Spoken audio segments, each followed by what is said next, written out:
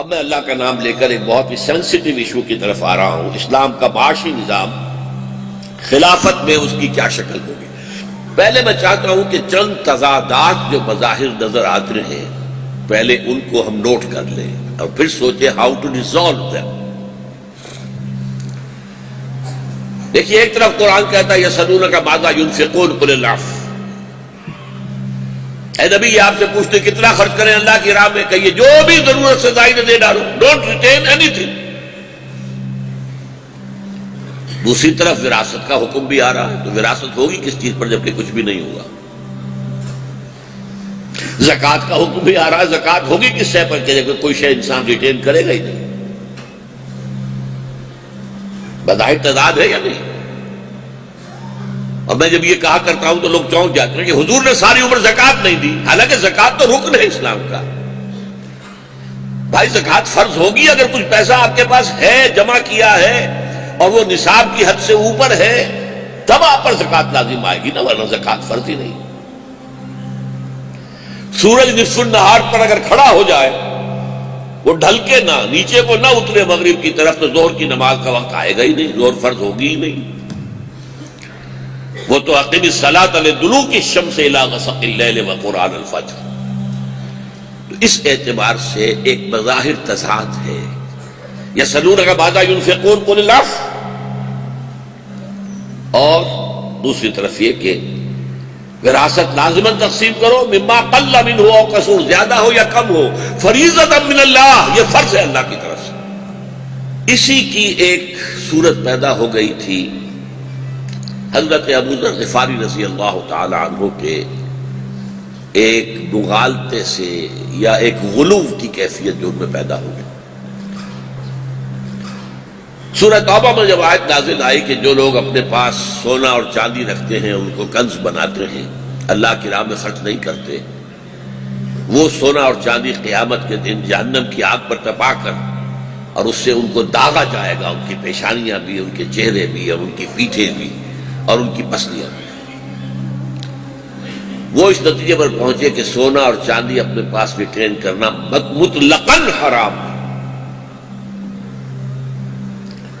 جبکہ جو بھی اجماع تھا جس بات پر وہ یہ ہے کہ آپ اس میں سے زکوٰۃ دے دیں تو باقی مال آپ کا ہے، باقی مزید آپ خرچ کرنا چاہیں یہ آپ کی مرضی ہے۔ If you want to retain, you can retain it۔ لیکن حضرت ابو ذر غفاری رضی اللہ تعالیٰ عنہ نے اس شد و مت کے ساتھ اس کا پروپیگنڈا شروع کیا، اور وہ شخص نہایت مخلص، نہایت زاہد، یہ وہ صحابی ہیں جن کے بارے میں حضور نے فرمایا ہے من کان یسرہ ان ینظر الی زہد عیسیٰ فلینظر الی صاحب ابی ذر، کہ اگر کسی کی خواہش ہو کہ وہ اپنی آنکھوں سے حضرت عیسیٰ کا زہد دیکھے، کتنے زاہد تھے وہ، تو وہ میرے اس دوست، میرے اس بھائی ابو ذر کو دیکھ لے۔ زہد کا عالم یہ، لیکن وہ یہ کہ آدمی جتنا زاہد ہوتا ہے، جتنا مخلص ہوتا ہے، پھر اپنی رائے پر اتنا ہی مصر بھی ہو جاتا ہے۔ اس سے بڑا فتنہ اٹھ رہا تھا۔ پھر حضرت عثمان نے انہیں حکم دیا کہ آپ مدینہ چھوڑ کر باہر جا کر کہیں ٹک جائیں۔ اسی ایگزائل میں ان کا انتقال ہوا۔ کہیں سیرا میں ایک جھونپڑی سی ڈال کر وہ رہتے تھے، ان کی اہلیہ تھی، اور جب آخری وقت آیا ہے تو رونے لگے۔ اہلیہ نے پوچھا کیوں رو رہے؟ کہا میں نے اپنے دوست سے سنا تھا، حضور کو وہ کہتے تھے میرا دوست خلیلی، میرے دوست نے یہ کہا تھا کہ لوگوں تم اپنے گرد سانپ بچھو جمع کر لو گے، یعنی دنیاوی ساز و سامان، سانپ بچھو، دیکھو میرے نزدیک بھی، میرے گرد بھی سانپ بچھو آ۔ ان کا کون سا سانپ اور کون سا بچھو یہاں آ گیا؟ دیکھو یہ دوا پڑا ہے کہ نہیں، چمٹا ہے کہ نہیں، یہ سانپ اور بچھو۔ اب کسی کی شدت احساس کا عالم یہ، لیکن اس کو لے اڑے ہمارے ہاں ایک دور میں کمیونسٹ، کیونکہ یہ بات ذرا ان کے نظریے کے اندر فٹ بیٹھتی تھی، اور ان کو پھر بہت اچھالا گیا، حالانکہ اس کی ریزولوشن کچھ اور ہے۔ اور وہ ریزولوشن کس طور سے ہوتی ہے اس کی؟ دیکھیے، اسلام کے دو لیولز ہیں، ایک لیگل لیول ہے، فقہی سطح ہے، ایک ایمان اور احسان اور روحانیت کی سطح ہے. اکثر و بیشتر معاملات میں ان دونوں کے احکام ایک دوسرے سے متضاد ہوتے ہیں. مثال کے طور پر کسی شخص نے آپ کو تھپڑ مار دیا. اب آپ کے سامنے دو راستے ہیں. دو راستے اس صورت میں کہ آپ اس کو جوابی تھپڑ رسید کرنے کی طاقت رکھتے ہوں، ورنہ تو تیرے درویش بڑھ جانے درویش، آپ میں طاقت ہی نہیں ہے تو کیا کریں گے. لیکن اگر طاقت ہے تو دو راستے ہیں، چاہے تو معاف کر دیں اور چاہے تو بدلہ لیں. اپنے روحانی طرفوں کے لیے معاف کر دینا بہتر ہے. آپ معاف کریں گے تو جو روحانی خوشی ہوگی آپ کو اور ترفع ہوگا اور اونچائی اور بلندی آپ حاصل کریں گے، یہ سب کے نزدیک بالکل واضح سی بات ہے. اور دوسری طرف معاشرے کی بہتری کا تقاضا ہے کہ بدلہ لو، سزا دو اسے، ورنہ اس کی ہمت بنے گی. آج اس نے تمہیں تھپڑ مارا، کل کسی اور کو مارے گا. نپتی ایول دی بٹ. اب قرآن میں آپ کو یہ دونوں چیزیں مل جائیں گی. ایک طرف عفو والعافین عن الناس، وَإِن تَعْفُوا وَتَصْفَحُوا وَتَغْفِرُوا، تین لفظ. اگر تم معاف کر دیا کرو اور چشم پوشی سے کام لو اور ڈھانک دیا کرو گناہوں کو یا خطاؤں کو یا زیادتیوں کو، فَإِنَّ اللَّهَ غَفُورٌ رَحِيمٌ، تو اللہ بھی تو غفور اور رحیم ہے کہ نہیں؟ تم اپنے گناہوں کی مغفرت اس سے چاہتے ہو تو تم بھی تو لوگوں کو معاف کیا کرو. ایک طرف یہ ہے فَإِن تَعْفُوا فَهُوَ خَيْرٌ لَكُمْ، اگر تم معاف کر دو یہ تمہارے لیے بہتر ہے. لیکن وَلَكُمْ فِي الْقِصَاصِ حَيَاةٌ يَا أُولِي الْأَلْبَابِ، اے ہوش مندو، قصاص میں زندگی ہے. آپ کا تمدن کا نظام، آپ کی معاشرت کا نظام یہ تو درم برم ہو جائے گا اگر قصاص نہ ہو، اگر سزا نہ ہو. جرائم پھیلتے چلے جائیں گے. تو ایک ہے روحانی ترقی، اس کے لیے عفو، وَإِن تَعْفُوا فَهُوَ خَيْرٌ لَكُمْ. ایک ہے معاشرے کی ضرورت، اس کی مصلحت، وَلَكُمْ فِي الْقِصَاصِ حَيَاةٌ يَا أُولِي الْأَلْبَابِ. یہ ہے اصل میں کہ جس سے ریزالو ہوتا ہے کہ ایک قانونی سطح ہے. قانونی سطح پر یہ ہے آپ نے کچھ ریٹین کیا ہے اپنے پاس، وہ ایک خاص حد تک آ گیا، زکوٰۃ دے دیجئے، باقی آپ کا ہے، یو کین ریٹین اٹ. مزید آپ خرچ کرنا چاہیں اپنی مرضی سے خرچ کریں، لازم نہیں. یہ قانونی سطح ہے. یہ جو کچھ رہے گا تمہارے پاس، اس پر وراثت کے احکام کا بھی اطلاق ہو جائے گا. روحانی سطح کیا ہے؟ Don't retain anything. سب کچھ اللہ کے ہاں جمع کراؤ. یہاں کیوں جمع کرتے ہو؟ کس قدر پیارا جملہ ہے حضرت عیسیٰ کا سرمن آف دی ماؤنٹ میں، پہاڑی کا واز. دیکھو اپنا مال زمین پہ جمع نہ کرو جہاں کیڑا بھی خراب کرتا ہے، چوری بھی ہوتی ہے، ڈاکہ بھی پڑتا ہے. اپنا مال آسمان پر جمع کرو جہاں نہ کیڑا خراب کرے، نہ چوری ہو سکے، نہ ڈاکے کا اندیشہ ہو. اور میں تم سے سچ کہتا ہوں، جہاں تمہارا مال ہوگا وہی تمہارا دل بھی ہوگا. یہاں جمع کرو گے دل اٹکا رہے گا. یہاں زبردستی ہی فرشتے کھینچیں گے آپ کی جان، آپ جانے کو تیار نہیں ہوں گے یہاں سے. دل تو یہاں لگا ہوا ہے، مال یہاں ہے. اور اگر مال وہاں جمع کیا ہے تو آپ موت کے فرشتے کو خوش آمدید کہیں گے. یہ تمہید ہے اس بات کی کہ اسلام کے معاشی نظام دو ہے. جب تک اس بنیادی نقطے کو آپ نہیں سمجھ لیں گے، اسلام کا معاشی نظام قطعاً سمجھ میں نہیں آئے. ایمان کی سطح پر احسان یہ ایمان سے بلند منزل ہے احسان. آپ نے پڑھا ہوگا حضرت جبرائیل جب آئے تھے حدیث جبریل میں، اخبرنی عن الاسلام، اخبرنی عن الایمان، اخبرنی عن الاحسان. بلند ترین منزل ہے. اور عام فہم نظم میں روحانی تقاضا کیا ہے، اس لیول پر اسلام کا نظام معاشی 4 فنڈامنٹل کارڈینل پرنسپلز پر مبنی ہے. Negation of all human ownership. کوئی شخص کسی شے کا مالک نہیں. للہ ما فی السماوات و ما فی الارض، جو کچھ ہے اللہ کا ہے، آسمانوں میں جو ہے زمین میں ہے۔ تمہارے پاس امانت ہے، جو کچھ ہے اللہ کا۔ ملکیت کی نفی، قطعاً ملکیت نہیں تمہاری۔ پہلی بات، ملکیت نہ انفرادی رہی نہ قومی رہی، نیشنلائزیشن کا بھی چکر ختم، وہ تو اللہ کا کی ملکیت ہے، ہماری تو ہے ہی نہیں، نہ قومی سطح پر نہ انفرادی سطح پر۔ نمبر دو، جو کچھ تم کماتے ہو، محنت کرتے ہو، چاہے وہ کھیت میں ہے، کارخانے میں ہے، دکان پر ہے، کلینک میں بیٹھ کر رہے ہیں، کوئی اپنی لا چیمبر میں بیٹھے ہوئے کر رہے ہیں، جو کچھ کر رہے ہو، واٹ ایور یو گیٹ، اسے آپ اپنی کمائی نہ سمجھیے گا، یہ اللہ کا فضل ہے۔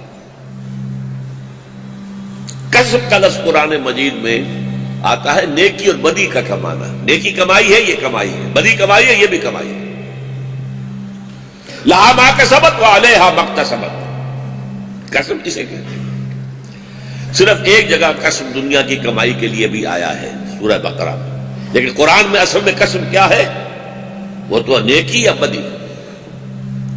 اور جو کچھ تمہیں مل رہا ہے، چاہے ساری محنت تم نے کی ہے، ہل تم نے چلایا ہے، بیج تم نے ڈالا ہے، سیراب تم نے کیا کھیت کو، پھر فصل کاٹی تم نے، لیکن جو کچھ ملے اسے فضل سمجھو۔ فضل کسے کہتے ہیں؟ جو شے بلا استحقاق ملے۔ آپ اگر کسی شخص کو اپنے ہاں ڈیلی ویجز پر رکھتے ہیں، 100 روپے اس کی ویج آپ کی مقرر ہوئی ہے، دن بھر آپ دیکھتے رہے ہیں اسے، اس نے بہت محنت سے کام کیا، یہ اس کا خیال نہیں کرتا تھا کہ کوئی سپروائزر دیکھ رہا ہو تو کام کرے ورنہ پھر ڈھیلا پڑ جائے، نہیں، وہ اپنی commitment, out of his own commitment وہ کام کرتا رہا ہے۔ تو شام کو آپ اسے 100 روپے دے کر، یہ تو اجرت ہے، اجر ہے، اور بھائی 10 روپے اور لے لو، یہ فضل ہے۔ وہ ڈیمانڈ نہیں کر سکتا آپ سے، ڈیمانڈ تو وہ 100 کر لے، لیکن یہ کہ اسے آپ اگر اضافی شے دیتے تو وہ فضل ہے۔ فضل سمجھو، اپنی کمائی نہ سمجھو۔ جب کوئی شخص اپنی کمائی سمجھتا ہے، یہ قانونیت ہے، اوتیتہ علی علم عندی، یہ دولت میں نے اپنے علم اور فضل اور اپنی صلاحیت و ذہانت سے کمائی ہے، یہ کفر ہے۔ جو کچھ ہے اللہ تو نے دیا ہے، میرا کچھ قسم نہیں اس میں، فضل۔ یہی لفظ آیا نا قرآن مجید میں جمعے کے حکم کے ضمن میں، فَإِذَا قُضِيَتِ الصَّلَاةُ فَانتَشِرُوا فِي الْأَرْضِ وَابْتَغُوا مِنْ فَضْلِ اللَّهِ، جب نماز ادا ہو جائے اب تم زمین میں منتشر ہو سکتے ہو اور جا کے اللہ کا فضل تلاش کرو۔ تلاش کرنا ہے فضل، آپ کو کوئی شے کریٹ نہیں کرنی ہے، وہ فضل تو ہے، اللہ کا فضل ہے، ملے گا۔ تیسرا، اس فضل میں سے تمہارا جائز حق صرف تمہاری ضروریات کی حد تک، باقی اللہ نے تمہارے مال میں شامل کر کے تمہارا امتحان لیا، یہ دوسروں کا مال ہے، تمہیں ٹیسٹ کر رہا ہے کہ تم یہ دوسروں کو اس کا مال حوالے کر کے اور فارغ ہو جاتے ہو بار امانت سے، یا اس کو اپنا مال بنا کر اپنے پاس جمع کرتے ہو۔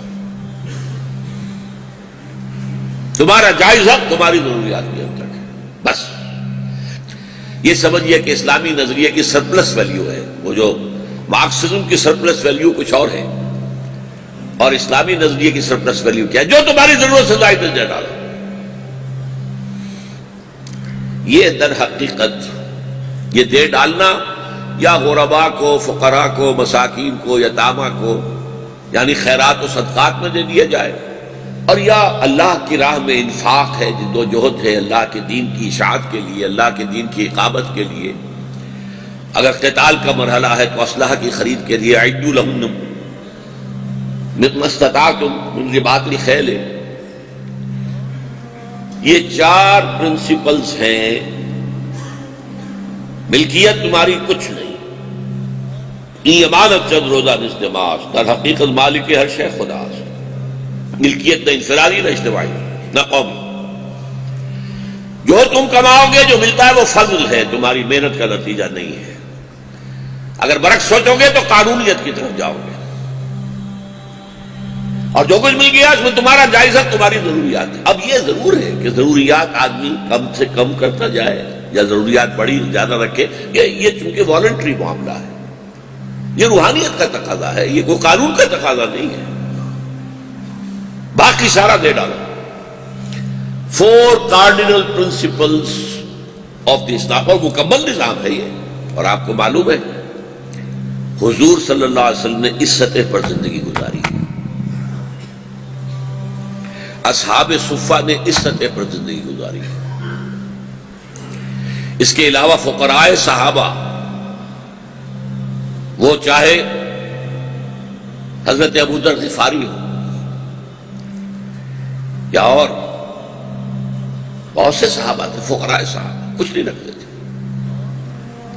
اور اس کے بعد اس سطح پر زندگی صوفیاء کرام نے گزاری،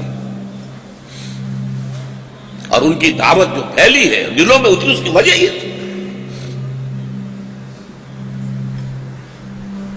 یہ ہے پہلا نظام اسلام کا، اور اس کے بارے میں ایک بات نوٹ کر لیجئے، اسلامی معاشرے میں جب تک یہ لوگ اس قسم کے لوگ ہوں گے، مائنیوٹ مائنورٹی، بہت کم لوگ ہوں گے، یہ عام لوگوں کے لیے نہیں ہے، جو روحانی سطح سے وہاں تک پہنچ گئے ہوں، جو احسان کے لیول تک پہنچ گئے ہوں، جن کا ایمان اس گہرائی تک پہنچ گیا، ان کے لیے تو یہ معاملہ، لیکن یہ معاملہ پیس میکر بن جاتا ہے سوسائٹی کے اندر، مورلز کا، ویلیوز کا۔ ایک درویش بیٹھا ہوا ہے اور وہ اس لیول پر زندگی گزار رہا ہے، روٹی بھی کھا رہا ہے تو تھوڑے سے گرم پانی کے اندر نمک ڈال کے روٹی، سوکھی روٹی جو ہے نرم کر کے کھا رہا ہے۔ جو عزت اس شخص کی ہوگی اس معاشرے کے اندر، وہ کسی اور کی ہوگی؟ یہ دلوں پر حکومت کرے گا، جو دلوں کو فتح کر لے وہی فاتح زمانہ۔ حضرت نظام الدین اولیاء رحمۃ اللہ علیہ کے زمانے میں 6 بادشاہ تخت دہلی پر بیٹھے، کسی کو اپنے ہاں حاضر ہونے کی اجازت نہیں دی، اس کے دربار میں جانا تو بہت دور کی بات ہے۔ ایک نے کہا میں تو آ جاؤں گا، آپ نہیں روک سکتے، آپ کا دروازہ کھلا ہوا ہے۔ دوسرے لوگ آتے میں بھی آ جاؤں۔ فرمایا فقیر نے اپنے گھر کے 2 دروازے رکھے ہیں، اگر بادشاہ ایک دروازے سے آئے گا، فقیر دوسرے سے نکل جائے گا۔ اب بتائیے ان کی کیا عظمت لوگوں کے دلوں میں ہوگی۔ پانی پت کے ایک بہت بڑے صوفی کو نواب امیر محمد خان آف ٹونک کئی گاؤں کا ایک وثیقہ بھیج دیتے ہیں کہ یہ گاؤں ہم نے آپ کی خانقاہ کے لیے وقف کر دیے، تاکہ آپ کی خانقاہ کے اندر جو لوگ آئیں ٹھہریں ان کے لیے کھانے پینے کا بندوبست ہو جائے۔ وہ جو وثیقہ آیا تھا اسی کی پشت پر شعر لکھ دیا فارسی کا، ما آبرو فقرو قناعت نہ باختیم، بابیر خان بگوئے کہ روزی مقدر است، ہم اپنے فقر اور درویشی کی عزت بیچنے کو تیار نہیں۔ جاؤ کہہ دو میر خان سے، امیر خان والی ٹونک، کہہ دو کہ ہماری روزی مقدر ہے اللہ کی طرف سے، ہمیں کسی جاگیر کی ضرورت نہیں۔ یہ لوگ معاشرے کے اندر اخلاق کے ایک ایسے مینار بن جاتے ہیں کہ جس سے لوگوں کے اندر پھر وہ تڑپ پیدا ہوتی ہے۔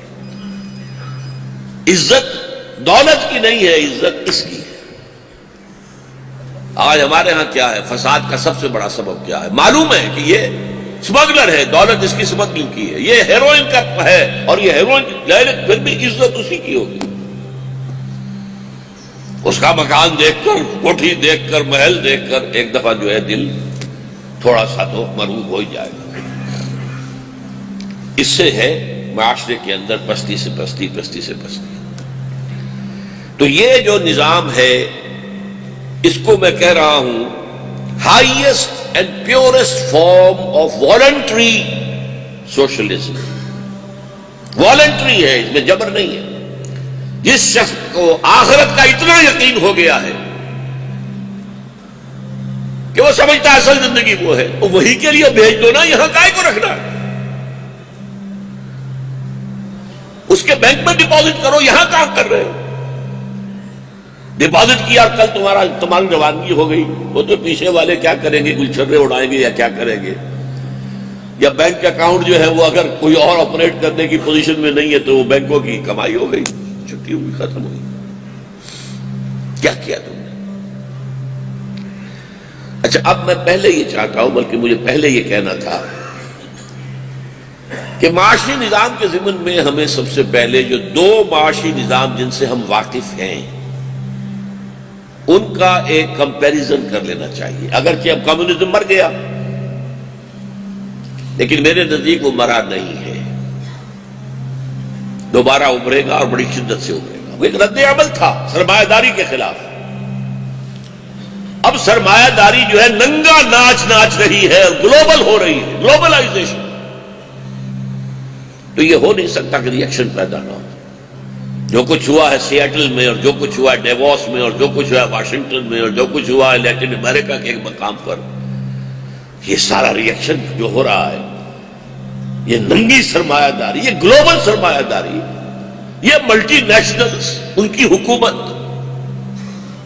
اس کا رد عمل تو ہوگا۔ لیکن بہرحال اس وقت جو ہے دو اکانومیز تھی جن کے درمیان نصف صدی تک کولڈ وار جاری رہی، اور جب U S S R dissolve ہو گیا تو امریکی مفکرین نے جو ہے بغلیں بجائیں، ثابت ہو گیا ہمارا نظام ٹھیک ہے، دیکھ لو وہ لاش پڑی ہوئی ہے، وہ کمیونزم کی لاش بے گور و کفن پڑی ہوئی ہے، اور وہ روس سربسجود ہے ہمارے سامنے، پیسہ مانگ رہا ہے، بھیک مانگ رہا ہے۔ فوکویاما نے کتاب لکھی اینڈ آف ہسٹری، تاریخ انسانی اپنی ارتقاء کی آخری منزل تک پہنچ گئی، اب کوئی بہتر نظام نہیں ہے، کوئی نہیں آئے گا، کوئی چیلنج نہیں کر سکے گا اس نظام کو۔ اگرچہ ہنٹنگٹن نے کہا کہ نہیں، ابھی کلیش آف سیویلائزیشنز ہوگا۔ ٹھیک ہے، معاشی نظام کے اعتبار سے تم جو کہہ رہے ہو وہ ٹھیک ہے، حالانکہ ٹھیک نہیں ہے، وہ میں اسے اختلاف کر رہا ہوں، ٹھیک نہیں ہے، اس کا ری ایکشن آئے گا۔ بہرحال ان دونوں نظاموں کا ذرا تقابلی مطالعہ کیجیے، اور یہ بات کہ وہ نظام فیل کیوں ہوا، یہ کیوں یہ ہے جیت گیا، اس کی وجوہات کیا؟ دیکھیے، کمیونزم میں ذرائع پیداوار انفرادی ملکیت میں نہیں بلکہ قومی ملکیت میں،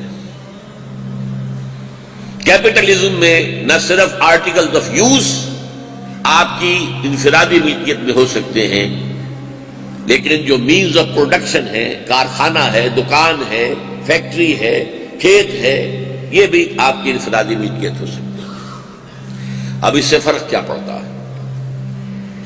ایک انسان کی سرشت ہے، چاہے آپ اسے بیسر سیلف کہہ لیں، اس کے اندر ایک ہے سینس آف پوزیشن، چیز میری ہے تو میں اس کی حفاظت زیادہ کروں گا، میں اس کو بڑھاؤں گا، میں اس کے اندر ترقی چاہوں گا، میری ہے ہی نہیں تو مجھے کاہے کو ایکسٹرا لیبر کرنے کی ضرورت ہے۔ جو حشر ہمارے ہاں ہوا تھا نیشنلائزیشن آف انڈسٹری کے بعد، بیڑا غرق ہو گیا، کیوں کام کریں؟ اور سرکاری افسر بیٹھے ہوئے مینیجرز کی حیثیت سے، اگر مشین کو خراب ہو گئی ہو جائے گی، 2-4 دن کے اندر ٹھیک ہو جائے گی، وہ رات کو کھڑا ہو کر اور مستریوں کے سر پر جو ہے سوار ہو کر تو ٹھیک نہیں کرائے گا۔ مالک تو کھڑا رہے گا، سوار ہوگا، اسے پتا ہے کل لیبر تو آئے گی، اوور ہیڈ تو پڑ جائے گا مجھ پر، لیکن کوئی پروڈکشن نہیں ہوگی۔ اس کو کہتے ہیں پرائیویٹ اونرشپ، جس کے نتیجے میں انسینٹیو پیدا ہوتا ہے۔ وہاں محنت کا مادہ کم ہوتا چلا گیا اور یہاں کیپٹلزم میں محنت کا مادہ بڑھتا چلا گیا، ارن مور ورک مور۔ نتیجہ کیا ہوا؟ وہاں پیداوار کم ہو گئی، یہاں پیداوار بڑھ گئی۔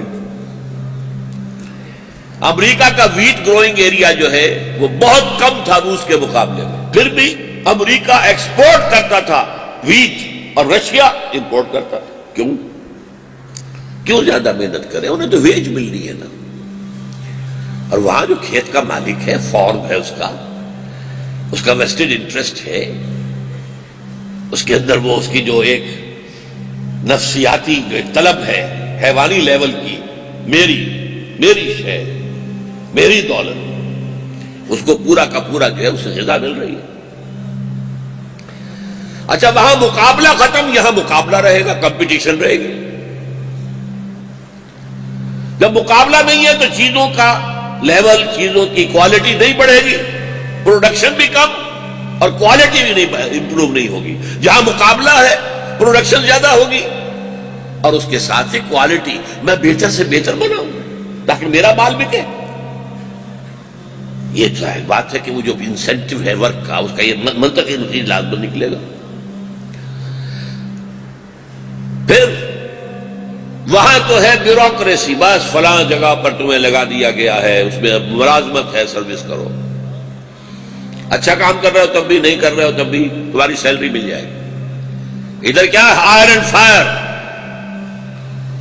جس کو چاہے رکھے، اگر مناسب کام نہیں کر رہا تو کوئی نوٹس بھی نہیں دینا، شام کو کہہ دیں گے جناب آپ کل سے تکلیف نہ کیجیے گا، یہ چیک لے جائیے اپنا، ہائر اینڈ فائر۔ اسی طریقے سے جسے آپ کہتے ہیں market forces, demand and supply, no controls, وہاں کنٹرول ہے، یہاں کوئی کنٹرول نہیں۔ اگر کسی کموڈٹی کی ڈیمانڈ گھٹ گئی ہے، سپلائی زیادہ ہے، قیمت گرے گی، اور اگر کسی کموڈٹی کی سپلائی کم ہو گئی ہے، ڈیمانڈ زیادہ، قیمت بڑھ جائے گی۔ لیٹ اٹ بی سو۔ یہ نیگیٹو پوائنٹس تھے کمیونزم کے اور پازیٹو پوائنٹس تھے کیپٹلزم کے۔ البتہ ایک پوائنٹ وہ ہے جو پازیٹو تھا کمیونزم میں اور جو نیگیٹو ہے کیپٹلزم۔ وہاں ہیوز اور ہیو ناٹس کے درمیان اتنا فرق نہیں ہے۔ میکسیمم جو رشیا کے اندر عام سپاہی اور جرنیل، ان کی تنخواہوں میں 1:30، اس سے زیادہ ریشو نہیں تھی۔ اور یہاں یہ ہے کہ ایک طرف دولت کے انبار ہیں، دولت مندوں کو پتہ نہیں ہے دولت ہماری کتنی ہے، 40 بلین کا ایک چیک لکھ کر دے سکتا ہے آدمی، لے جاؤ۔ اور دوسری طرف بھوک ہے، فاقہ ہے، گھیٹوس، جس کا سب سے بڑا آپ کو منظر نظر آتا ہے مینہٹن، جو سمجھئے کہ ان کا جو تہذیب کا اور ان کی تجارت کا، اور یہ جو ٹاورز تھے اس کے جنوبی علاقے کے اندر، ورلڈ ٹریڈ ٹاورز۔ مینہٹن ایک جزیرہ ہے، کوئی 9 میل لمبا اور کہیں ذرا 2-3 میل چوڑا ہو جاتا ہے، کہیں آدھا میل ہی رہ جاتا ہے، بس اس طرح کا جزیرہ ہے۔ اس کے جنوبی علاقے میں دنیا بھر کی دولت جمع ہے، تمام بینک وہاں ہیں، وہی تھے وہ ٹریڈ سینٹر بھی۔ اور شمالی میں چلے جائیے، گھیٹوس ہے، وہاں پہ وہ جو افرو امریکنز کہلاتے ہیں، وہ سب ہیومن لیول پر زندگی گزار رہے ہیں، حیوانی سطح پر زندگی گزار رہے ہیں۔ دیکھ لیجئے، آپ کو سائملٹینیس کنٹراسٹ نظر آ جائے۔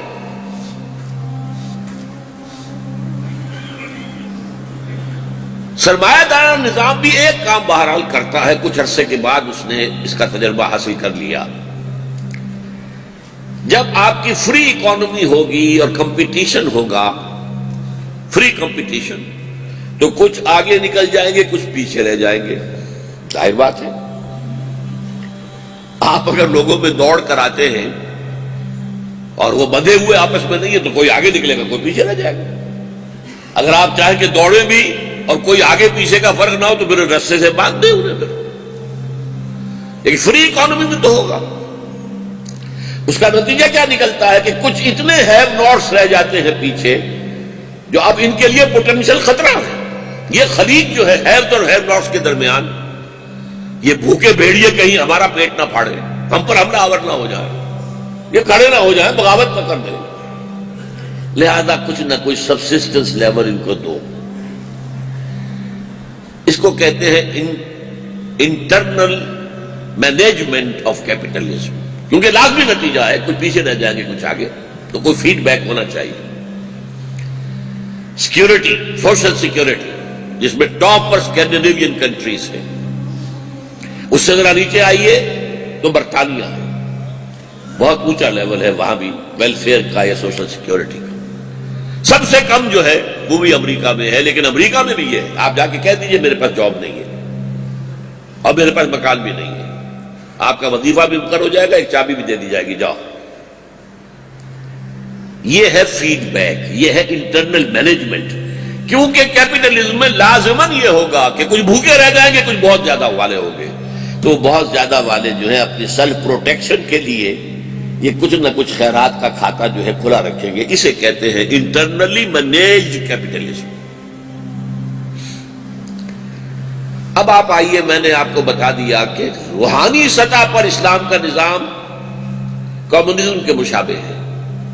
کوئی ملکیت نہیں، ملکیت اللہ کی۔ جو کچھ تم نے کمایا فضل ہے، فضل میں تمہارا حصہ تمہاری ضرورت ہے، باقی دے ڈالو، اللہ کے بینک میں جمع کراؤ۔ لیکن اب سنیے، ایٹ دی لیگل لیول، فقہی سطح پر، قانونی سطح پر، اسلام کا معاشی نظام ایک کنٹرولڈ، الفاظ نوٹ کرتے ہیں، controlled and internally manage capitalism ہے۔ کیپٹلزم ہے،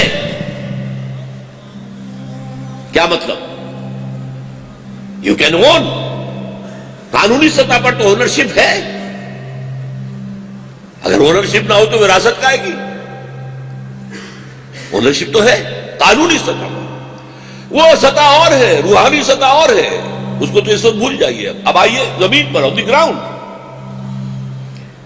تو پرائیویٹ اونرشپ بھی ہے، پرسنل اونرشپ، پرسنل انسینٹیو ہے، زیادہ کام کریں گے، زیادہ کریں گے، زیادہ کمائیں گے، ہمارا ہوگا۔ پھر اس کے اندر ہائر اینڈ فائر ہے، آپ جب چاہیں رکھیں کسی کو، آجر اور مستاجر یہ رشتہ جو ہے آزاد ہے۔ پھر اس میں ڈیمانڈ سپلائی، مارکیٹ فورسز کی کھلی اجازت ہے، کوئی کنٹرولز نہ کرو۔ کنٹرول سے کیا ہوتا ہے؟ بلیک کا معاملہ پیدا ہو جاتا ہے، کوئی فائدہ نہیں ہے۔ ٹھیک ہے، اگر کوئی کموڈٹی کم ہو گئی، whosoever can afford he should go and purchase، نہیں کر سکتے تو نہیں، گھر بیٹھو۔ یہ ساری چیزیں جس کی بنا پر کیپٹلزم جیتا اور جن کے مخالف چیزوں کی بنیاد پر کمیونزم ہار گیا، مر گیا، اسلام میں وہ سب ہے۔ پرائیویٹ اونرشپ ہے، پرسنل انسینٹیو ہے، کمپٹیشن ہے، اور ہائر اینڈ فائر ہے، ڈیمانڈ اینڈ سپلائی کے اصول کے مطابق معاملہ لے کر چلنا ہے۔ بیوروکریسی کا کنٹرول نہیں ہے، آپ کا اپنا مال ہے، آپ کام کرتے ہیں۔ اس کا نتیجہ یہ نکلتا ہے کہ اسلام کے اندر وہ سارے انسینٹیوز موجود ہیں، لیکن کنٹرول کرتا ہے اسلام لیگل لیول پر کہ یہ کیپٹل جو ہے یہ آکاش میل کی طریقے سے پوری معیشت پر چھا نہ جائے۔ اب یہاں میں آپ کو سنانا چاہتا ہوں ایچ جی ویلز کا ایک قول۔ آپ کو معلوم ہے کہ دنیا میں پہلے تجارت ہوتی تھی بارٹر سسٹم۔ کسان کھیت میں کام کر رہا، گندم بوئی ہے، اس نے گندم جو ہے اگائی ہے، اور کرگے پر بیٹھا ہوا کوئی شخص ہے جو وہ کپڑا بن رہا ہے، اس نے کچھ دانے دے دیے، کپڑا لے لیا، نو کرنسی۔ رومن امپائر کے زمانے میں سب سے پہلے دنیا میں کرنسی کا تصور پیدا ہوا، سونا چاندی کی کرنسی۔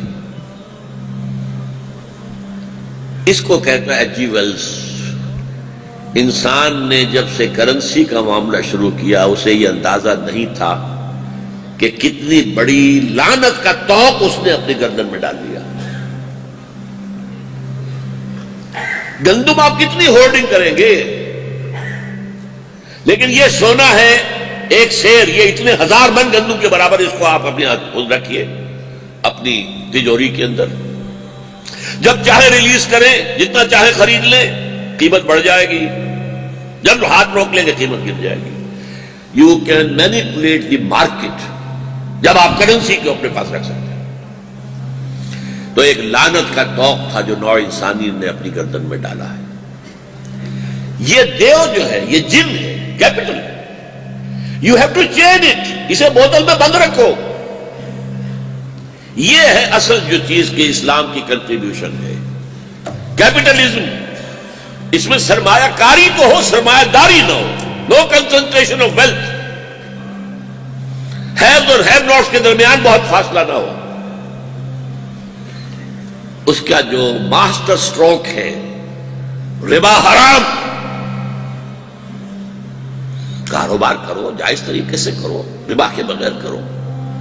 ربا کیا ہے؟ صرف پیسہ پیسے کو کھینچے وداؤٹ اینی لیبر. آپ کو معلوم ہے کاروبار کوئی بھی ہوتا ہے اس میں کیپٹل چاہیے، لیبر چاہیے، اور پھر چانس بھی ہوتا ہے. کسی وقت حالات ایسے ہوتے ہیں کہ وہی اماؤنٹ آف لیبر اور وہی اماؤنٹ آف کیپٹل آپ کو زیادہ پروڈکٹس دے دیتی ہے، کبھی کم ہوتا. 3 فیکٹرز رہیں گے ہمیشہ. لیکن اگر باقی دونوں فیکٹرز کو آپ ختم کر دیں اور صرف پیسہ پیسہ کماتا رہے، یہ ورسٹ لعنت ہے دنیا کی، اور یہ شریعت کے نزدیک حرام ترین ہے. گھڑی چل رہی ہے، گھڑی کے ٹک ٹک کے ساتھ اس کا پیسہ تو بڑھ رہا ہے، ہر ٹک ٹک کے ساتھ. جو پیسہ لے کر گیا ہے اس کو پتہ نہیں نفع ہو رہا ہے کہ نقصان ہو رہا ہے. اس کو کوئی غرض نہیں. مجھے تمہارے نقصان سے کوئی غرض نہیں، مجھے تو نفع چاہیے، اور نفع بھی ایک خاص جو اس کی شرح ہے اس پر چاہیے. یہ ہے جس کو ماسٹر سٹروک کہہ رہا ہوں میں، یہ اللہ ہی دے سکتا تھا. حرام، اور حرام بھی کتنا. دیکھیے عقیدے میں جس قدر بڑی شے ناقابل معافی شرک ہے، عمل میں اتنی ہی بڑی شے سود ہے. زنا اتنی بڑی شے نہیں ہے، چوری اتنی بڑی شے نہیں ہے. سود جس پر اللہ اس کے رسول کی طرف سے اعلان جنگ ہے، کسی اور گناہ پر، کسی اور جرم پر یہ آیا ہے؟ یہ تو قرآن میں فاضلوا بحرب من اللہ ورسولہ. کان کھول کر سن لو، الٹیمیٹم ہے تمہارے خلاف اللہ اور اس کے رسول کا. اور حدیث میں آیا ہے الربا 70 حبا یا جزءا، سود کے گناہ کے 70 حصے ہیں یا جز ہیں، جن میں کچھ بڑے ہیں کچھ چھوٹے ہیں.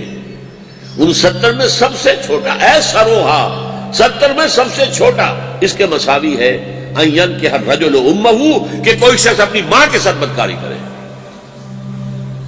اب ریشو پروپورشن آپ بنا لیجیے، آپ کے نزدیک زنا کتنی بہت بڑی بری شے ہے. پھر زنا نہیں، ماں کے ساتھ زنا، اور پھر یہ سب سے چھوٹا حصہ ہے 70 میں سے. This is the master stroke of Islamic economics. ربا حرام. محنت کرو، پیسہ بھی ہو تمہارا، جدوجہد کرو، اکیلے کرو، مل کر کرو، شراکت کر لو. نفع نقصان تمہاری ذمہ داری ہے، بانٹو آپس میں، نفع بھی بانٹو، نقصان بھی بانٹ لو، بیئر کرو. اس میں آپ مل کر کام کریں، شراکت کریں، اکیلے کریں. It's up to you. اصول کیا ہے؟ مجرد پیسہ پیسے کو کھینچ رہا ہو، پیسہ پیسے کو کھینچتا ہے، یہ جو آپ کا محاورہ ہے. جس نے سود پر رقم دینی ہے وہ کوئی محنت اب نہیں کر رہا، اس میں کسی چانس کو وہ لینے کو تیار نہیں ہے. مجھے تو فکس ریٹ پر نفع دیتے رہو. اسی طریقے سے جوا، محض چانس پر جیتنا، کوئی محنت نہیں اس میں، چانس. داؤ لگایا، پاؤ 12 ہو گئے، اور داؤ لگایا سب گیا، چانس. اس کو خمر اور میسر کو ساتھ لائیں.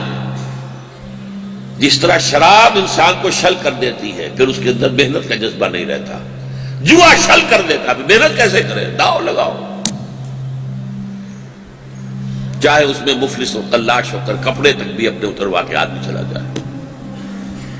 ان دونوں چیزوں کو حرام